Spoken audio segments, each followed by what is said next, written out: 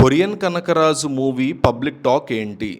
Hit, average, utter flop ఈ మూడిట్లో ఒకటి కామెంట్ చేయండి. మిస్ అవ్వకుండా కామెంట్ చేయండి. ప్రజలలో ఉన్న టాక్ వేరు. మనం కూడా రివ్యూ చేసాం ఛానల్లో, షార్ట్స్లో ఉంది చూడండి.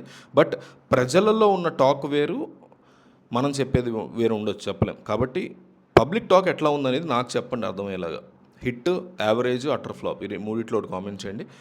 సో కొరియన్ కనకరాజు సినిమా చూసి బయటకు వచ్చిన తర్వాత డిఫరెంట్ మిక్స్డ్ ఫీలింగ్స్ వచ్చాయి నాకైతే. అంటే కామెడీ చాలా బాగుంది, కొన్ని చోట్ల బాగా పేలింది. ఒక 100 బ్లాక్స్ ఆఫ్ కామెడీ ఉంటే 60% బ్లాక్స్ వర్కౌట్ అయినాయి. అంటే 10 బ్లాక్స్ ఉంటే 6 బ్లాక్స్ వర్కౌట్ అయ్యే comedy. Especially Satya is the hero అనే లెవెల్లో బ్రహ్మాండంగా ఎరగదీశాడు సత్య.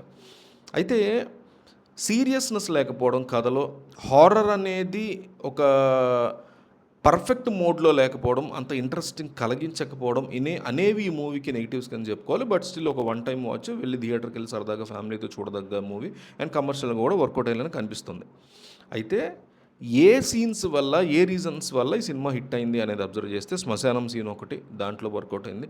ఇక మిగతా అన్ని సీన్స్లో కూడా సత్య స్క్రీన్ మీద కనిపిస్తే చాలు, అతని డైలాగ్స్, అతనికి రాసిన వన్ లైనర్స్ అంటాం, అవి పర్ఫెక్ట్గా మ్యాచ్ అయినాయి. ఇప్పుడు రితేష్ రాణా కూడా సత్యతో చాలా మంచి కామెడీ చేస్తాడు. మత్తు వదలరా కావచ్చు, మత్తు వదలరా 2 కావచ్చు, హ్యాపీ బర్త్డే మూవీ లావణ్య త్రిపాఠిది ఆ మూవీ కావచ్చు, మొన్న జట్లీ అని ఒక మూవీ వచ్చింది సత్యానే హీరో దాంట్లో, ఆ మూవీ కావచ్చు.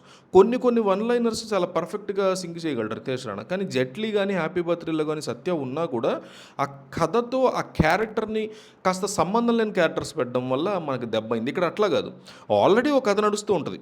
కథ అంత గొప్పగా లేకపోయినా, యావరేజ్ కథ అయినా, గ్రిప్పింగ్ లేకపోయినా, ఆల్రెడీ ఒక చిన్న కథ, ఒక పేలవమైన ఒక ఈ తిన్న కథ ఒకటి, పెద్ద బరువు లేని కథ ఒకటి నడుస్తుంటుంది. దాంట్లో ఇంక్లూడ్ చేసినటువంటి క్యారెక్టర్ కాకుండా దాంతోపాటు క్యారీ అయ్యే హీరో ఫ్రెండ్గా ఇట్లాంటి డిఫరెంట్ షేడ్స్ ఉన్న వ్యక్తిగా చూపించడం వల్ల సత్యాని, ఆ సత్య లాక్కొచ్చేసాడు మూవీని మొత్తం.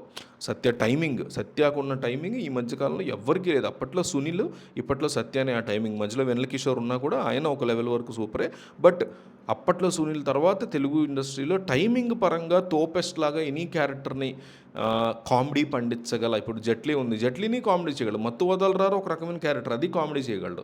ఇందులో ఒక రకమైన క్యారెక్టర్, అందులో కామెడీ చేయగలడు. మీకు హలోనా మూవీ, సోలోనా ఏదో మూవీ ఉంది, మన మర్చిపోయాను నేను, ఇతంది నాగశౌర్యను రష్మిక డెబ్యూ మూవీ. సో ఆ సినిమాలో కూడా సూపర్గా ఉంటుంది కామెడీ. భీష్మ అనుకుంటా ఆ మూవీ, అందులో కూడా మంచి కామెడీ ఉంటుంది. సో అట్లాగా సత్య వల్ల మాత్రమే ఈ మూవీ హిట్ అయింది అనేది మనం అసలు బ్లైండ్గా చెప్పవచ్చు. ఆ లెవెల్లో తీసుకురాగలిగాడు, సినిమా మొత్తాన్ని తన భుజాల మీద తీసుకొచ్చి నిలబెట్టాడని చెప్పుకోవచ్చు. సత్యాన్ని తీసేసి చూస్తే సినిమా డిజాస్టర్. అది ఒక మనిషి, ఒక రైటింగ్కి సూట్ అయినటువంటి ఒక క్యారెక్టర్ని డీల్ చేయగలిగే టైమింగ్ యొక్క కెపాసిటీ, అది యాక్టర్ యొక్క కెపాసిటీ అని ప్రూవ్ చేసుకున్నాడు సత్య.